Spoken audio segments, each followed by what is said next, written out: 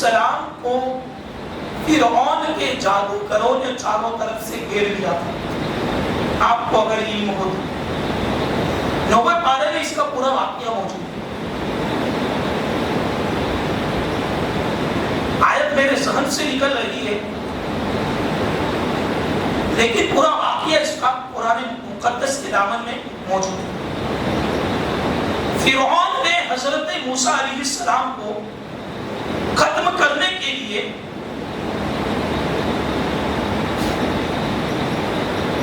تمام جادوگروں کو جمع کیا. جب تمام جادوگر جمع ہو گئے تو ان سے فرعون نے کہا کہ یہ موسیٰ علیہ السلام یہ ہمیں جادو دکھا کر کے اپنے شہر سے نکالنا چاہتا ہے. تم اس پر ایسا جادو کرو, اس پر ایسا جادو اپناؤ کہ اس کا وجود ختم ہو جائے. تو جادوگروں نے کیا کیا؟ ہر طرف سے رسیوں کو زمین پر ڈالا تو وہ اژدہے بن گئی, سانپ بن گئی. کیا بن گئی؟ وہ تمام رسیاں کیا بن گئی؟ زور سے بولو. یہ کوئی بنی بنائی بات نہیں, قرآن کا مفہوم بیان کر رہا ہوں اور کوئی اس کا انکار نہیں کر سکتا. کوئی بندہ اگر اس میں انصاف کی نظر ہے اور اگر ایمان کا ذرہ بھی باقی ہے قرآن کی آیت کا انکار کرے گا. 9ویں پارے کا تیسرا قول علی ملئی شاید وہاں سے شروع ہوتا ہے.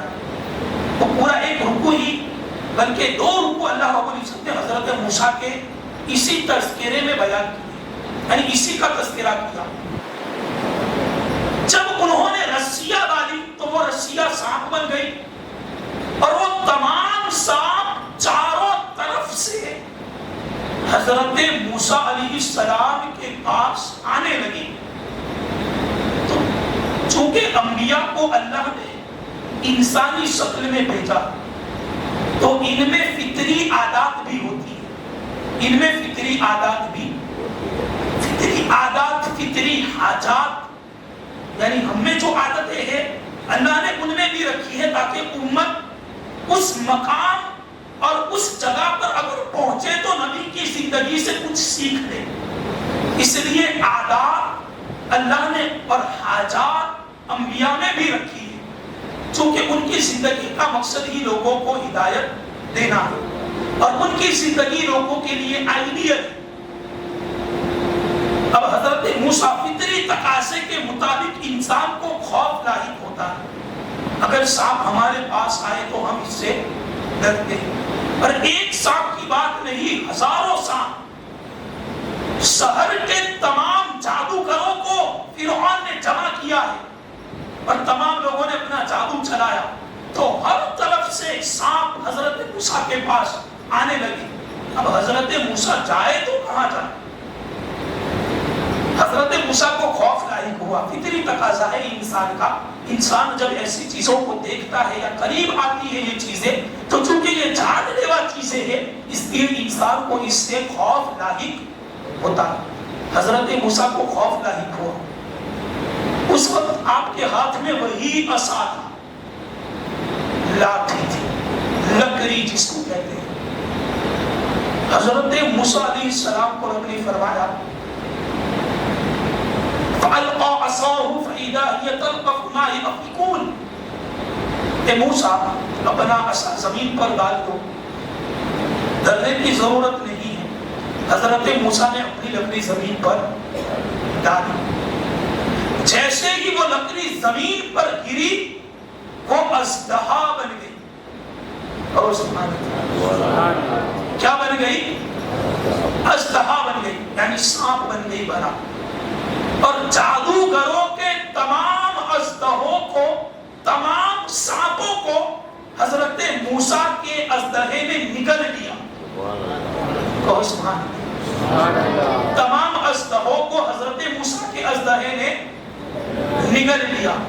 اور میں آپ کو کیا بتاؤں, آگے قرآن اگر آپ پڑھیں گے, میرے پاس اتنا وقت نہیں ہے کہ میں اس کی تفصیل بیان کروں. جب یہ معجزہ ان جادوگروں نے بھی دیکھا تو حالانکہ وہ فرعون کے جادوگر تھے اور فرعون نے انہیں لالچ دی تھی، ہرس دیا تھا کہ تم اگر اس کو ختم کرو گے تو میں تمہیں اپنا قرب عطا کروں گا، یعنی تمہیں اعلیٰ عہدہ عطا کروں گا، کسی کو وزیر بناؤں گا، کسی کو کسی شہر کا بادشاہ بناؤں گا۔ اس لالچ پر جادوگروں کو بلایا گیا تھا تاکہ حضرت موسیٰ کو ختم کیا جائے، لیکن حضرت موسیٰ کے اس معجزے کو دیکھا تو تمام جادوگر حضرت موسیٰ کے سامنے سجدے میں گر گئے اور کلمہ پڑھ کر کے حضرت موسیٰ کا وہ مسلمان ہوئے۔ اس کو بھی قرآن نے بیان کیا، چونکہ جادوگر جانتے جو جس بندے جتنا ماہر ہوگا اس کو پتا چلے گا کہ اس بندے کی حقیقت کیا ہے، یہ جادو دکھا رہا ہے یا یہ کوئی اور قوت ہے، کوئی اور طاقت ہے۔ یہ تو جادوگروں کو پتا چلے گا نا کہ یہ جادو ہے یا کوئی اور طاقت ہے۔ حضرت موسیٰ علیہ السلام کا یہ معجزہ دیکھ کر کے تمام لوگ سجدے میں گر گئے اور اس کی سزا میں فرعون نے ان کے ہاتھوں کو اور ان کے پاؤں کو بھی کاٹ دیا اور ان کو پھانسی کی سزا بھی دی گئی۔ قرآن میں اس کا ذکر ہے۔ انشاءاللہ حضرت موسیٰ کی جب سیرت بیان کریں گے تو اس کو ہم تفصیل کے ساتھ بیان کریں گے، اس کا بھی ذکر قرآن میں ہے۔ فرعون نے سزا دی، دھمکی دی، صرف دھمکی نہیں بلکہ انہیں لٹکایا۔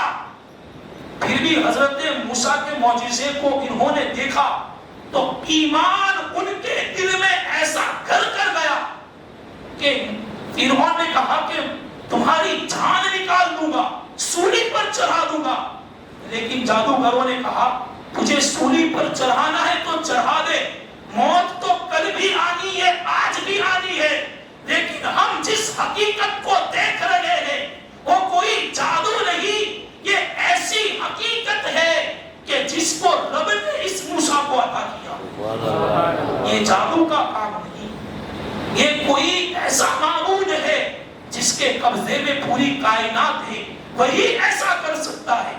اور میں آپ کو کیا بتاؤں، پھر وہ اژدہا، حضرت موسیٰ کا وہ عصا جو آپ نے زمین پر پھینکا تھا، وہ اژدہا ہی نہیں رہا۔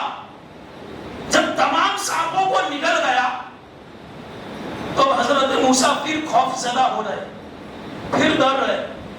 طبعی تقاضا ہے انسان کی، جو ہے وہ بشری تقاضا ہے انسان کا کہ انسان خوف کرتا ہے۔ اب ڈر رہے کہ میری لاٹھی ہر جگہ مجھے ساتھ دیتی تھی، میں بکریاں چراتا تھا تو ان کی خوراک جو ہے وہ میں درختوں سے اتارتا تھا، اور یہ تو اژدہا بن گئی، اب کیا کیا جائے؟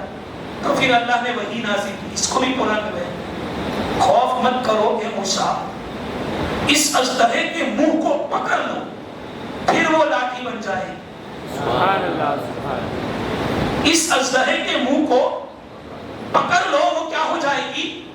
لاٹھی بن جائے گی۔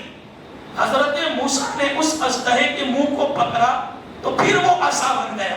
سبحان اللہ، سبحان اللہ۔ پھر وہ عصا بن گیا۔ اب دیکھو یہ حضرت موسیٰ کا معجزہ ہے اور کتنے کمال کا معجزہ ہے، اس کو قرآن نے بیان کیا۔ لیکن آؤ سرکار کی بارگاہ میں چلتے ہیں۔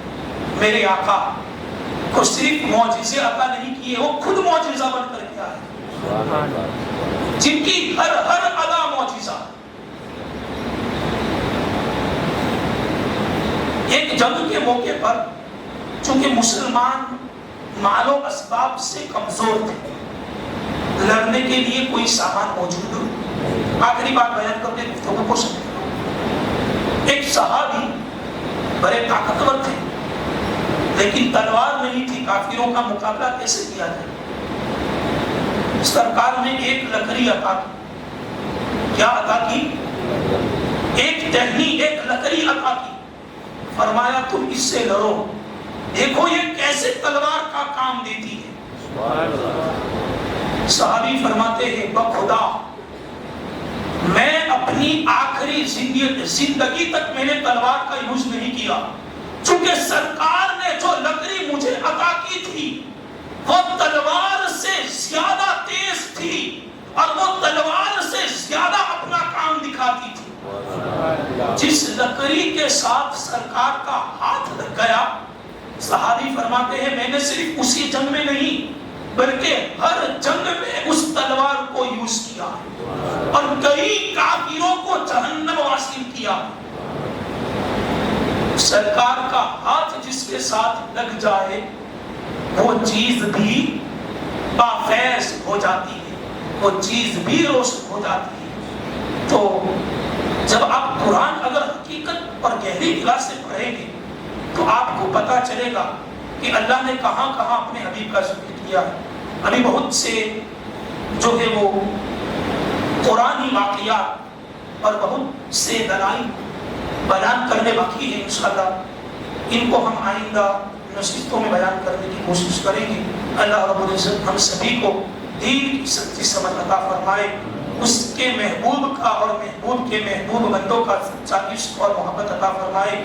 اللہ اپنی عبادت و ریاضات کی توفیق عطا فرمائے اور عبادات و ریاضات میں خلوص پیدا فرمائے۔ وما علینا الا البلاغ۔ السلام